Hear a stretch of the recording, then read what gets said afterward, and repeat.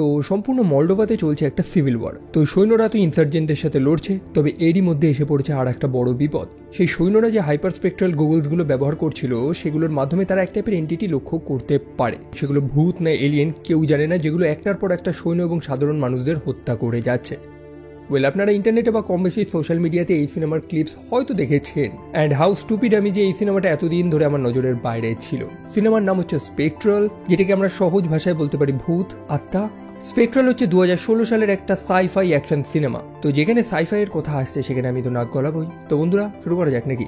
হে guys, আমি Arnab, welcome to my channel. আর এই ভিডিওতে আমি স্পেকট্রাল সিনেমাটাকে সম্পূর্ণ এক্সপ্লেন করব। সো যেমনটা বললাম যে দেশ জুড়ে একটা সিভিল ওয়ার চলছে। সার্জেন্ট ডেভিস, যিনি একজন ডেল্টা ফোর্স, একজন সাহসী যোদ্ধা, সে তার ইউনিটের থেকে আলাদা হয়ে গেছে। এই মুহূর্তে সে সম্পূর্ণ একা এবং তাকে বলা হয়েছে অপেক্ষা করতে যতক্ষণ না ব্যাকআপ আসে। তবে সে অপেক্ষা করবে না, নিজের রাস্তা নিজেই বানানো শুরু করে। আর এরকমই যেতে যেতে সে একটা বিল্ডিং এ পৌঁছায় যেখানে সম্ভবত কিছু রিফিউজিরা আশ্রয় নিয়েছিল। আর সেখানে বহু মানুষের মৃতদেহ সে দেখতে পায়। বহু বলতে মোটমাট সেই বিল্ডিং এর সবাই মরে গেছে, তবে তাদের শরীরে কোনো ক্ষত চিহ্ন নেই। যাদের চোখটা খোলা এবং দেখে মনে হয়েছে যেন ফ্রস্ট বাইটে তারা মারা গেছে। সো সেই সার্জেন্ট ডেভিস সে এক টাইপের হাইপার স্পেকট্রাল গোগলস ব্যবহার করছিল। কি সেই জিনিসটা? সেটা এক টাইপের অ্যাডভান্স গোগলস, যেটার মাধ্যমে আপনি রিয়েল টাইমে আপনার চারপাশে থাকা ইলেকট্রোম্যাগনেটিক ওয়েভসগুলোকে দেখতে পারবেন। মানে বেসিক্যালি যে ছবিগুলো প্রসেস করতে আমাদের অনেক সময় লাগে, একই সাথে যে জিনিসগুলো আমরা খালি চোখে দেখতে পাই না বা আমাদের ব্রেন যেটাকে প্রসেস করতে পারে না, সেটা সেই গোগলসটা রিয়েল টাইমে প্রসেস করে আপনাদের দেখায়। এবং এই গোগলসগুলো এই যুদ্ধতে সৈন্যদের অনেক সাহায্য করছে। তবে সার্জেন্ট ডেভিস তার চোখের সামনে এক অদ্ভুত জিনিস লক্ষ্য করতে পারে, যেন এক টাইপের এন্টিটি, কোনো আত্মা বা কোনো ভূত বা এলিয়েন যে নড়াচড়া করছে। আর এবং অবশ্যই খালি চোখে তাকে দেখা যাচ্ছে না।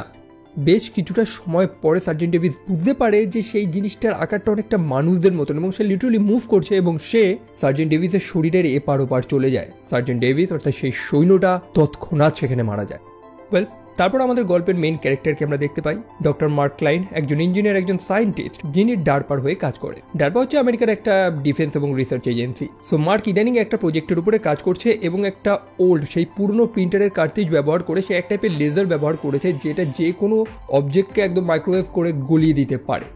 প্রথম টেস্টে তারা একটা বড় আইস কিউবের উপরে করেছে, তবে এই যন্ত্রটা গাদের উপরে ইউজ করা হবে সেটা তো আমরা জানি না। অনেকে বলছে যে আমরা শত্রুপক্ষের জলকে শুকিয়ে দিতে সাহায্য করব, তবে আমরা প্রত্যেকেই জানি যে যুদ্ধে অস্ত্র কাদের এগেনস্টে ব্যবহার হয়।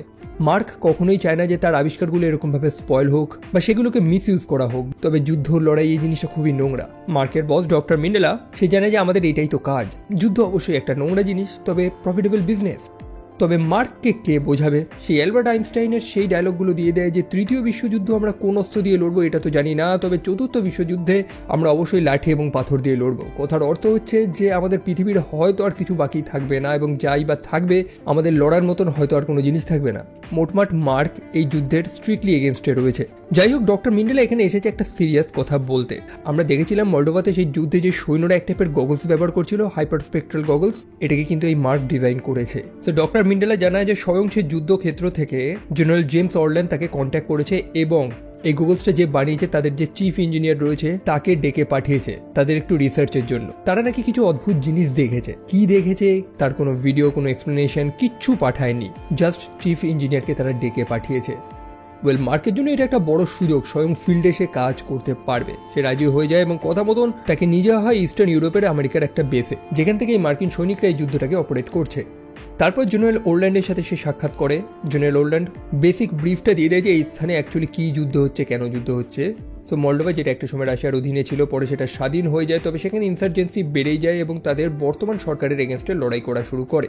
এমনও শোনা গেছে যে সেই ইনসার্জেন্টরা বা পুরনো যে সরকার ছিল তারা প্রচুর টাকা খরচা করছে একটা শক্তিশালী অস্ত্র বানানোর জন্য।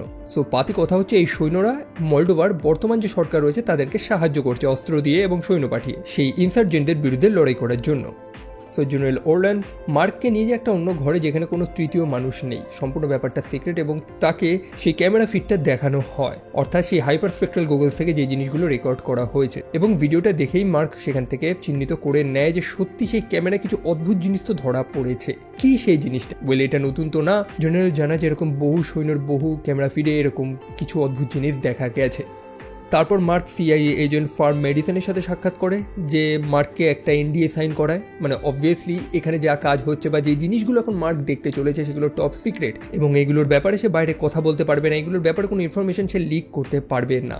মার্ক সেখানে সই করে দেয় এবং তারপর মার্ককে সেই সার্জেন্ট ডেভিসের সেই ভিডিও ফিডটা দেখানো হয়। গোটা শহর জুড়ে এরকম বহু মানুষের মৃতদেহ পাওয়া গেছে যাদের অটোপসি রিপোর্টটা সত্যি খুবই অদ্ভুত। তাদের ইন্টারনাল অর্গানসগুলো শরীরের ভেতরটা পুরো একদম জমে গেছে, তবে আউটার লেয়ারটা মানে তাদের স্কিনটা যেন পুড়ে গেছে। কোনো এন্টার এবং এক্সিট উড নেই, মানে শরীরের মধ্যে যে কিছু ঢুকেছে বা কোনো ক্ষতচিহ্ন রয়েছে এমন কিছুই নেই। কি হতে পারে এটা? এখন বহু মানুষ বহু বিলিভস করছে, বহু সৈন্য মনে করছে যে তারা যে গগলসগুলো ব্যবহার করছে না, সেটাতে হয়তো কোনো গ্লিচ রয়েছে যার কারণে এরকম অদ্ভুত কিছু এন্টিটিস তারা দেখছে। সিআইএ এজেন্ট মেডিসন জানায় যে সম্ভবত এই শত্রুপক্ষ বা সেই ইনসার্জেন্টরা কোনো ক্লোকিং ডিভাইস ব্যবহার করছে। ক্লোকিং ডিভাইস বা কোনো অ্যাক্টিভ ক্যামোফ্লেজ, মানে যেটা সম্পূর্ণভাবে আপনাকে অদৃশ্য করে দেবে বা যেটাকে আপনি খালি চোখে দেখতে পারবেন না। এখন মার্ক প্রশ্ন করে যে তাদের কাছে কি সত্যি এত উন্নত প্রযুক্তি চলে এসেছে? মেডিসন মনে করে যে থাকতেই পারে। এই দেশের যে ওল্ড রেজিম ছিল, পুরনো সরকার, তারা বহু টাকা, কারাপশনের বহু টাকা এরকম ওয়েপন ডেভেলপমেন্টে খরচা করেছে। তবে দেশের লোকেরা মনে করছে যে এগুলো এক টাইপের ভূত, যেটার একটা নামও রয়েছে, সেটা হচ্ছে আর্থারে, অর্থাৎ ঘোস্ট অফ ওয়ার। এই যুদ্ধে যে নিরীহ মানুষগুলো মারা যাচ্ছে বা এই যুদ্ধে হারানো অতৃপ্ত আত্মাগুলোই এরকম ভাবে মানুষদের হত্যা করে বেড়াচ্ছে। সো মার্ক জানায় যে এখানে প্রত্যেকটা মানুষ তাদের নিজস্ব বিলিভ নিয়ে চলছে। লাইক সৈন্যরা মনে করছে যে সেই গগলসে কোনো গ্লিচ রয়েছে, মেডিসিন মনে করছে এটা অ্যাক্টিভ ক্যামোফ্লেজ, এবং সেই দেশের মানুষেরা মনে করছে যে এগুলো কোনো ভূত। তো তাদের কাছে কোনো অ্যাকচুয়াল এভিডেন্স নেই, কোনো এক্সপ্লেনেশন নেই যে কি সেই জিনিসগুলো, এবং সেটার ব্যাপারে ইনফরমেশন জোগাড় করতে হলে তাদের আরও ক্লোজ শট নিতে হবে। মার্ক নিজের সাথে একটা বড় হাইপারস্পেক্ট্রাল ক্যামেরা নিয়ে চলে এসেছে, অর্থাৎ সৈন্যরা যে গগলসগুলো ব্যবহার করছিল তার অনেক উন্নত ভার্সন। এখন শত্রুপক্ষ যদি সত্যিকারের কোনো অ্যাক্টিভ ক্যামোফ্লেজ ব্যবহার করে থাকে তো এই ক্যামেরা তাদের সব ধরনের সিগনেচার সব কিছু ক্যাপচার করে নেবে। এখন এই যন্ত্রটাকে বা এই ক্যামেরাটাকে ফিল্ডে নিয়ে যাওয়া প্রয়োজন, সেই যুদ্ধক্ষেত্রে নিয়ে যাওয়া প্রয়োজন। এবং জেনারেল ওল্ডেন জানায় যে আগামীকালই তাদের একটা মিশন রয়েছে, একটা রেস্কিউ মিশন, সেখানে তারা এই ক্যামেরাটা ব্যবহার করতে পারে। ক্যামেরাটার সাইজটা অনেক বড়, এটাকে হাতে নিয়ে যাওয়া খুবই কঠিন, সেই কারণে কোনো গাড়ির উপরে এটাকে মাউন্ট করতে হবে। তো মার্ক সেটাই করা শুরু করে। তবে অন্যান্য সৈন্যরা সেটা দেখে একটু রেগে যায় যে মার্ক সেই গাড়ির উপর থেকে মেশিন গানটা সরিয়ে একটা ক্যামেরা লাগাচ্ছে। যদিও তখন ক্যাপ্টেন মার্কও কলরে না, বা আমি তাকে শুধু জাস্ট ক্যাপ্টেন বলেই ডাকছি, সে এসে সবার ভুলটা শুধরে দেয় যে এই যুদ্ধে এই সৈন্যগুলো যে হাইপারস্পেক্ট্রাল গগলসগুলো ব্যবহার করছে, এছাড়াও যে light weight Kevlar bullet proof জ্যাকেটগুলো এই সৈন্যরা ব্যবহার করছে, এগুলোকে মার্ক নিজেই বানিয়েছে। তো অবশ্যই তার সাথে একটু সম্মান দিয়ে কথা বলা উচিত তাদের। পরে সেই ক্যাপ্টেন তাদের সম্পূর্ণ এই রেস্কিউ মিশনটার ব্রিফটা দিয়ে দেয় যে তাদের কোথায় যেতে হবে এবং কোথায় গিয়ে তাদের লোককে রেস্কিউ করতে হবে। মার্ক সেই গাড়ির মধ্যেই থাকবে এবং সম্পূর্ণ মিশনটাকে অবজার্ভ করবে, সেই ক্যামেরাটাকে দেখবে যে যদি কোনো সেই অদ্ভুত ভূতের মতন কোনো জিনিসকে দেখা যায় নাকি। সেটার একটা নামও দিয়েছে তারা, যেটা হচ্ছে হাইপারস্পেক্ট্রাল অ্যানোমালি। তারপরে সেই টিম তার সম্পূর্ণ ফোর্স নিয়ে চলে যায় সেই এক্সট্রাকশন মিশনটা করার জন্য। তারা ডার্লেস নামক একটা শহরে গিয়ে পৌঁছায়, সেটা এক টাইপের যুদ্ধক্ষেত্র, যেখানে একটা বিল্ডিংয়ের মধ্যে সম্ভবত তাদের টিম আটকা পড়ে রয়েছে, যাদেরকে তারা রেস্কিউ করতে গেছে। সো এরকমই আপার ফ্লোরে তারা এক টাইপের বাথটাব উল্টো দেখতে পারে, যেটার মধ্যে কিছু মার্ক লক্ষ্য করতে পারে, এবং সেটাকে যখন তারা উল্টায় তারা দেখে যে ভেতরে আরেকজন সৈন্য লুকিয়ে রয়েছে। এটা হচ্ছে তাদেরই আরেকটা টিমের সৈন্য যারা এখানে ফেসে গিয়েছিল। সেই সৈন্যটার নাম হচ্ছে কমস্টক, এবং দেখে মনে হচ্ছে যে সে খুব ভয়ে রয়েছে, কিছু ভয়ঙ্কর কিছু দেখেছে। সে জানা যে তার টিম টপ ফ্লোরে ছিল, যারা প্রত্যেকে মারা গেছে। অন্যদিকে সেই এক্সট্রাকশন টিম আপার ফ্লোরে গিয়ে ডেড বডিগুলো খুঁজে পায়, যে সৈন্যগুলো মারা গেছে কিন্তু বডিতে কোনো ক্ষতচিহ্ন নেই, এবং সেখানে সার্জেন্ট ম্যাক সেই অ্যানোমালিটাকে লক্ষ্য করতে পারে। এই সৈন্যগুলো প্রথম থেকেই মনে করছিল যে হয়তো এই গগলসে হয়তো কোনো গ্লিচ রয়েছে, এই যন্ত্রটায় হয়তো কোনো সমস্যা রয়েছে, তবে না। এবার তারা সেই জিনিসটাকে অনেক সামনে থেকে দেখতে পায়।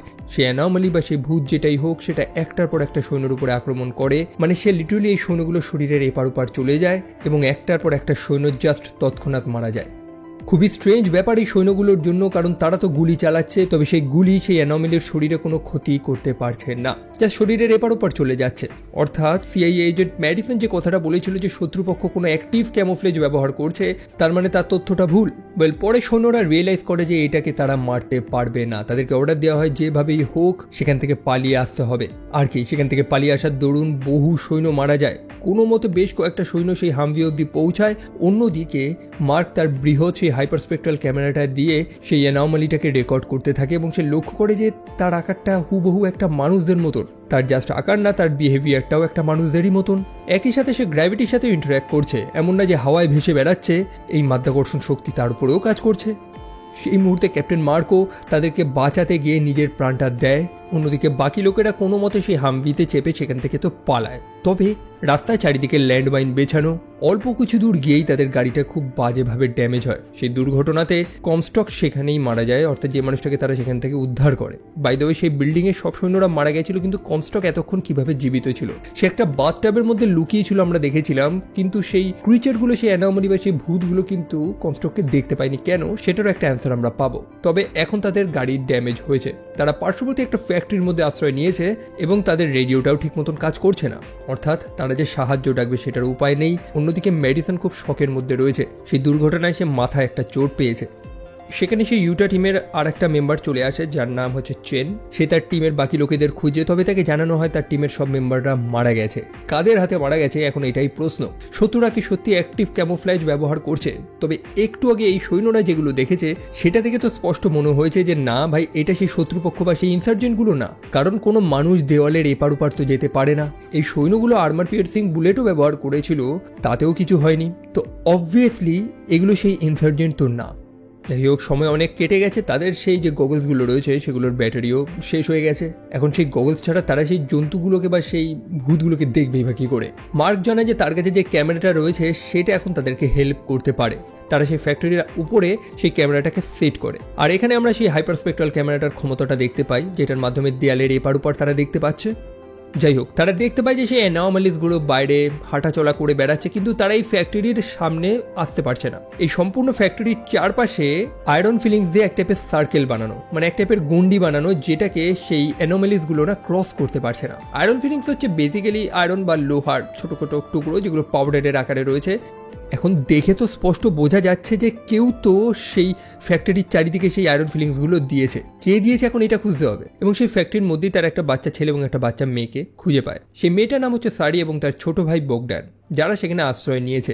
একই সাথে সেই ফ্যাক্টরির নিজস্ব একটা ট্রান্সমিশন টাওয়ার রয়েছে, তো সেখানে তারা যদি রেডিওটা ব্যবহার করে তাহলে আশেপাশের কয়েক কিলোমিটারের মধ্যে থাকা শত্রুরাও এই সৈন্যগুলোর পজিশনটা জানতে পেরে যাবে। তবে সার্জেন্ট সেশন জানায় যে চিন্তা করার কোনো প্রয়োজন নেই, কারণ এই মুহূর্তে ইনসার্জেন্টরা তাদের সব থেকে বড় শত্রু না। চেন তখন সেই রেডিওটা ব্যবহার করে তাদের রেস্কিউ ইউনিটের সাথে কথা বলা শুরু করে। অন্যদিকে বাচ্চা মেয়েটার সাথে কথা বলে মার্ক জানতে পারে যে সেই ফ্যাক্টরির চারদিকে যে আয়রন ফিলিংসটা দেওয়া হয়েছে এটাকে সেই মেয়েটার পিতা করেছে। তবে তার পিতা এখন কোথায়? ওয়েল, তার পিতা মারা গিয়েছে। সে যখন চারপাশে এই গুন্ডিটা বানাচ্ছিল তখনই সেই অ্যানামালিসগুলোর হাতে সে মারা গেছে। সেই অ্যানামালিস বা সেই ভূত, যাকে এই লোকাল মানুষগুলো বা সেই মেয়েটা আড়াটাড়ি বলে ডাকে, তার পিতার ডেড বডিটা যখন চেক করা হয় সেখানে মার্ক একটা লকেট খুঁজে পায়, যেটা সেরামিক দিয়ে তৈরি, মানে যেটাকে বাংলায় হয়তো আমরা চীনামাটি বলি। একই সাথে একটা ম্যাপও সে খুঁজে পায় যেখানে ম্যাসরভ লেখা। ম্যাসরভ হচ্ছে একটা ছোট জায়গা সেখানে, এবং মেয়েটা জানায় যে সব সমস্যা নাকি সেখান থেকেই শুরু হয়েছে। সেখান থেকে সেই ভূতগুলো বা আড়াটাড়ি তারা মানুষদের হত্যা করা শুরু করেছে।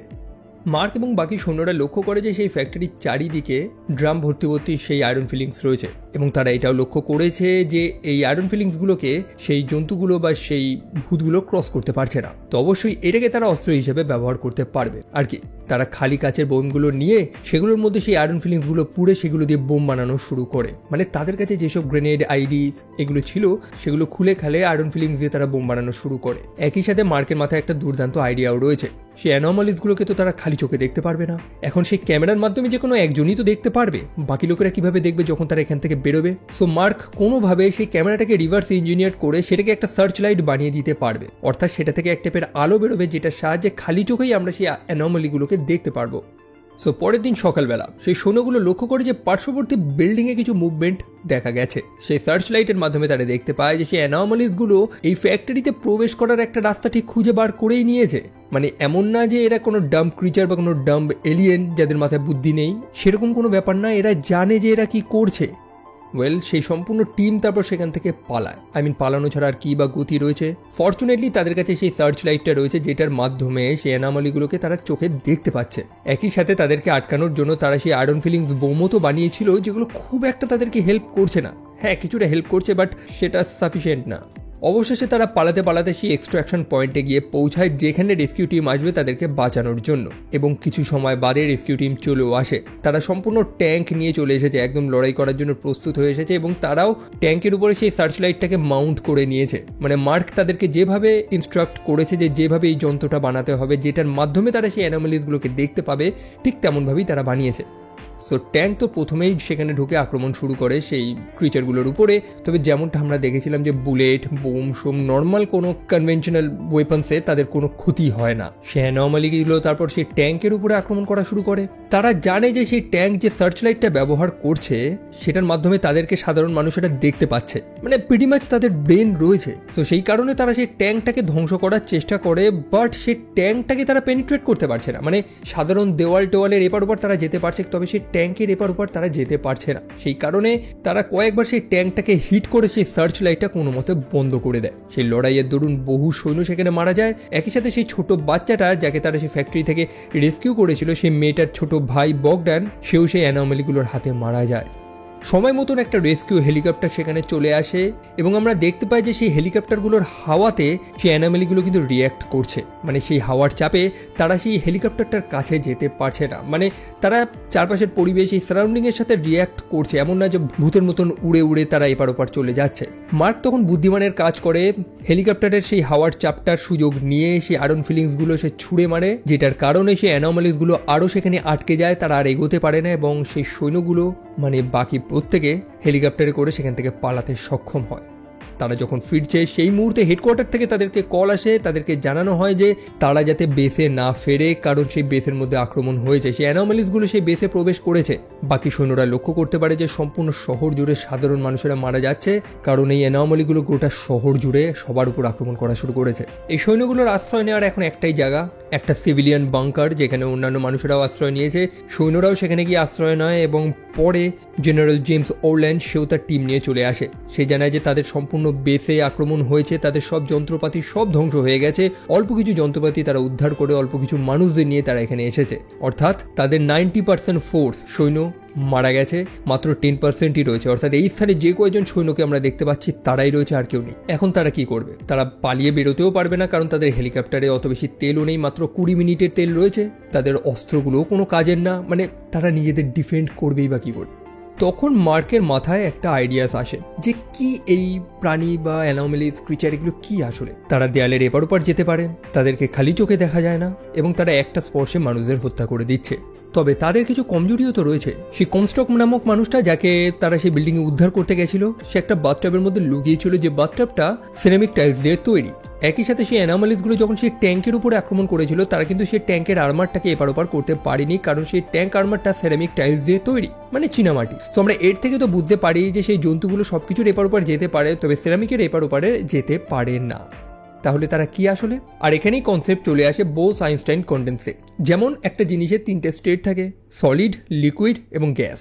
মানে বরফ সেটা গলে যখন জল হয় এবং জল থেকে সেটা বাষ্পে পরিণত হয়। মোটামুটি এই বিশ্বের প্রত্যেকটা জিনিসই এই 3টে ন্যাচারাল স্টেট ফলো করে। তবে এখানে একটা আনন্যাচারাল স্টেটও রয়েছে, যেটাকে নাথ বোস এবং অ্যালবার্ট আইনস্টাইন প্রেডিক্ট করেছিল, আর সেটারই নাম দেওয়া হয়েছিল বোস-আইনস্টাইন কনডেন্সেট, যেটার ব্যাপারে আপনি উইকিপিডিয়া গুগল করে জেনে নিতে পারেন। বেসিক্যালি এটাকে মাইক্রোস্কোপিক কোয়ান্টাম ফেনোমেনাও বলা হয়ে থাকে, অর্থাৎ তাদের কণাগুলো, পার্টিকেলসগুলো এতটা ক্ষুদ্র হয় যে সেগুলোকে আমরা খালি চোখে অবভিয়াসলি দেখতে পারবো না, তবে তাদের একটা মাস রয়েছে। তো ফাইনাল কথা হচ্ছে যে সেগুলো কোনো ভূত তো না, কেউ তো তাদেরকে বানিয়েছে, এবং এই জিনিসগুলোকে বানানোর জন্য প্রচুর পরিমাণে এনার্জি প্রয়োজন হয়। এবং সেই ছোট মেয়েটা কি বলেছিল যে এই ভূতগুলো বা যে অ্যানোমালিটাকে তারা আড়াটারে বলছে, তাদের এই আক্রমণটা শুরু হয়েছিল ম্যাসরোভ নামক একটা স্থান থেকে, যেখানে নাকি একটা পাওয়ার প্ল্যান্ট রয়েছে পরিত্যক্ত। এবং আমরা তো জানি যে এরকম কন্ডেনসেট বানানোর জন্য যে শক্তিটা প্রয়োজন সেটা একমাত্র পাওয়ার প্ল্যান্ট থেকেই পাওয়া যেতে পারে। সো তারা হয়তো এবার বুঝে গেছে যে কি এই জিনিস। তবে এখন ব্যাপার হচ্ছে যে এই জিনিসটার সাথে তারা লড়বে কিভাবে। এই কন্ডেনসেটগুলো প্রচণ্ড ঠান্ডা, যার কারণেই তাদের স্পর্শে যে কোনো মানুষের ইন্টারনাল অর্গানগুলো একেবারে সাথে সাথে জমে যায়, এবং এগুলোকে ধ্বংস করতে হলে তাদের এক টাইপের প্লাজমিক ডিসচার্জ ওয়েপন বানাতে হবে, মানে এক টাইপের বন্দুক যেটা প্লাজমা চার্জ করে, অতিরিক্ত উত্তাপ বা অতিরিক্ত এনার্জি বল কিছু, যেটা এই কন্ডেনসেটকে ভেঙে দেবে। তবে এই অস্ত্র তারা বানাবে কি করে? মার্ক জানায় যে তাদের এই চারপাশে যেসব যন্ত্রপাতি পড়ে রয়েছে বা যে স্ক্র্যাপগুলো পড়ে রয়েছে সেগুলো থেকে সে এই টাইপের যন্ত্র বানিয়ে নেবে। তো সবশেষে তারা তাদের অ্যাটাক প্ল্যানটা করে নেয় এবং সম্পূর্ণ টিম বলতে লাস্টে যে কয়জন আর রয়েছে তারা প্রত্যেকে চলে যায় সেই পাওয়ার প্ল্যান্টের উদ্দেশ্যে, যেখানে সেই প্ল্যান্টের একদম টপে এই সৈন্যগুলো সেই কন্ডেনসেটগুলোকে ব্যস্ত রাখবে। অন্যদিকে মার্ক এবং ম্যাডিসন সেই প্ল্যান্টের ভেতরে প্রবেশ করবে এবং সেই সিক্রেটটাকে জানার চেষ্টা করবে। সিক্রেট বলতে অবভিয়াসলি এই জিনিসটা একটা ম্যানমেড, কারা বানিয়েছে এবং কেন এরকম মানুষদের মতন দেখতে এই কন্ডেনসেটগুলোকে, এগুলোই তো উত্তর তাদের খুঁজতে হবে। সো অবশেষে তারা সেই প্ল্যান্টে গিয়ে পৌঁছায় এবং অবভিয়াসলি সেই অ্যানোমালিগুলো তাদের উপরে আক্রমণ করা শুরু করে। তবে এবার তাদের কাছে প্রপার অস্ত্র রয়েছে এবং যেটা কাজও করেছে। অন্যদিকে মার্ক এবং বাকি টিম ফাইনালি সেই ল্যাবরেটরিটা খুঁজে পায়। চারিদিকে সায়েন্টিস্টদের মৃতদেহ তো পড়ে রয়েছে, তবে যন্ত্রপাতিগুলো এখনও অ্যাক্টিভ রয়েছে। মার্ক সেখানে লক্ষ্য করে যে সেখানে মানুষদের শরীরকে একদম মলিকুলার লেভেলের স্ক্যান করা হয়েছে এবং ঠিক সেইভাবেই সেই কন্ডেনসেট দিয়ে তাদেরকে প্রিন্ট করা হচ্ছে, যার কারণে তাদেরকে দেখতে হুবহু মানুষগুলোর মতনই। এটা হচ্ছে সেই ল্যাবরেটরি বা ফ্যাক্টরি যেখানে এই কন্ডেনসেটগুলোর মাস প্রোডাকশন হচ্ছিল। পরে তারা দেখতে পায় যে সেখানে এরকম বহু কন্ডেনসেট রয়েছে যাদেরকে আটকে রাখা হয়েছে এবং তারা মানুষদের মতনই বিহেভিয়ার করছে। গৃহযুদ্ধের দরুন হয়তো এখানে কোনো সমস্যা হয়েছিল বা কোনো কম্পন বা বোম টোম পড়েছিল, যার কারণে ভেতরে থাকা বহু কন্ডেনসেট এই স্থান থেকে পালিয়ে যায় এবং বাইরে বেরিয়ে কি আতঙ্ক ছড়ায় সেটা তো আমরা জানি। তবে ব্যাপার হচ্ছে যে তাদের আচরণটা মানুষদের মতন কেন? অন্যদিকে বাইরে সৈনিকগুলো সেই অ্যানোমালিগুলোকে হত্যা করার পর ভেবেছিল যে হয়তো তারা এই লড়াইয়ে জিতে যাবে, তবে না। ফার্স্ট অফ অল তারা কোনো যন্ত্রপাতি, কোনো মানুষ তো নয় যে যাদের কোনো মৃত্যু আছে। আর দ্বিতীয়ত যে জিনিসটা আমরা প্রত্যেকে জানি যে এনার্জিকে কখনো ধ্বংস করা যায় না। সেই কন্ডেনসেটগুলো একটা ডিফারেন্ট ফর্ম নিয়ে নিচ্ছে, একটার পর একটা মানুষদের হত্যা করে যাচ্ছে এবং তাদেরকে আটকানো প্রিটি মাচ ইম্পসিবল। তো কি হবে এখন?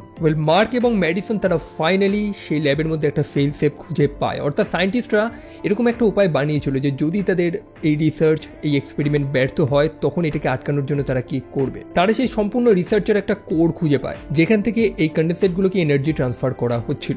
মার্ক সময় মতন সেই যন্ত্রটাকে, মানে সেখানে যেসব তারটার রয়েছে সেগুলোকে আনপ্লাগ করে দেয় এবং ফাইনালি সেই কন্ডেনসেটগুলো সেখানে থেমে যায় এবং ভস্ম হয়ে যায়। তবে সবশেষে একটাই প্রশ্ন যে এই কন্ডেনসেটগুলো যে আনন্যাচারাল স্টেটে থাকুক না কেন, তারা নিজেদের মতন এরকম আচরণ করছে কি করে? মানে মানুষদের মতন চলাফেরা এরকম কাজ করছে কি করে তারা? কারণ কেউ তাদেরকে কন্ট্রোল করছিল। মার্ক এবং ম্যাডিসন ফাইনালি সেই ল্যাবরেটরির আরেকটা স্থানে গিয়ে পৌঁছায় যেখানে তারা ভর্তি ক্রায়ো চেম্বার দেখতে পারে। তবে তার মধ্যে কোনো মানুষ নেই, বরং মানুষদের পেরিফেরাল নার্ভাস সিস্টেমটা রয়েছে, অর্থাৎ শুধু শিরা উপশিরা, মানে একটা ইনকমপ্লিট মানুষ সেখানে রয়েছে যার ব্রেনটা অ্যাক্টিভ। একটু আগে আমরা যে দেখছিলাম না যে মানুষদের পুরো সম্পূর্ণ শরীরটাকে এক্সরে করা হয়েছিল একদম মলিকুলার লেভেলে, তারা জাস্ট মানুষদের শরীরটাকে স্ক্যান করেনি, বরং এরকম বহু মানুষদের ধরে এনে তাদের উপর এক্সপেরিমেন্ট করা হয়েছিল। সেই মানুষটার কমপ্লিট নার্ভাস সিস্টেমটাকেই শুধু জীবিত রাখা হয়েছে যাতে সে সেই কন্ডেনসেটটাকে কন্ট্রোল করতে পারে। মানে তার শরীরের এক অংশ যেটা এই ক্রায়ো চেম্বারের মধ্যে রয়েছে এবং বাকি অংশ যেটা সেই কন্ডেনসেট ফর্মে রয়েছে সেটা বাইরে ঘুরে বেড়াচ্ছে। যাদেরকে আমরা এতক্ষণ ধরে ভূত বা নানান অ্যানোমালি মনে করছিলাম তারা অ্যাকচুয়ালি রিয়েল মানুষ। বাট আনফর্চুনেটলি তারা জীবন এবং মৃত্যুর মাঝখানে এমন একটা পজিশনে ফেসে রয়েছে যেখান থেকে আর তারা কোনোদিন বেরোতে পারবে না। অবভিয়াসলি তারা এই স্থানে পুনরায় ফিরে এসে সম্পূর্ণ স্থানটাকে তারা ধ্বংস করে দিতে পারে, কিন্তু তারা তো সেটা করবে না, কারণ যেমনটা বললাম তারাও তো মানুষ, সেম ফিলিংস তো তাদেরও আছে। তারা কি মরতে চাইবে? অবশ্যই না। এই মানুষগুলো অ্যাকচুয়ালি এক্সপেরিমেন্টের টেস্ট সাবজেক্ট ছিল। তবে মার্ক এখন তাদেরকে মুক্তি দিয়ে দিতে চায়, তাদের লাইফ সাপোর্টটাকে সে সম্পূর্ণভাবে খুলে দেওয়ার চেষ্টা করে। মেডিসন তখন আটকে দেয় তাকে। মেডিসন জানায় যে তোমাকে বড় চিন্তা করতে হবে। বড় চিন্তা মানে এটাই যে শত্রুরা যখন এই প্রযুক্তি ব্যবহার করেছে তাহলে CIA ঠিক সেম ভাবে এরকমই অনেক অস্ত্র বানাতে পারবে। তবে যেমনটা আমি দেখেছিলাম যে মার্ক কোনোভাবেই এই যুদ্ধের পক্ষে না, সে সেই কারণে সেই ক্রায়ো চেম্বারগুলোর যে লাইফ সাপোর্ট আছে সেগুলোকে ডিসকানেক্ট করা শুরু করে। অবশেষে মিশন শেষ, তারা ফিরে আসে। মার্কের মিশন শেষ, তবে সেই সৈন্যগুলো তারা কোনোদিন থামবে না। আসলে তারা তো থামতেও তো শেখেনি। যেমনটা বললাম এই স্থানে চলছে গৃহযুদ্ধ এবং তারা তাদের কাজ করে যাবে। তবে মার্ক যে কাজের জন্য এখানে এসেছিল সেটা সে করে ফেলেছে। তাকে অফার দেওয়া হয় এখানে আরও কিছুদিন থাকার জন্য। আরও কিছুদিন মানে আসলে দেশের ডিফেন্স ডিপার্টমেন্ট সেই প্রযুক্তিটাকে রিভার্স ইঞ্জিনিয়ার করে সেম অস্ত্র বানানোর চেষ্টা করছে। অর্থাৎ মার্ক যেটার চিন্তা করেছিল সেটাই হয়। মানে ওই যে কথা আছে না যে ওয়ার নেভার চেঞ্জেস, মানুষদের নেচার কখনো চেঞ্জ হয় না। সেই কারণেই মার্ক এখানে থাকতে চায় না।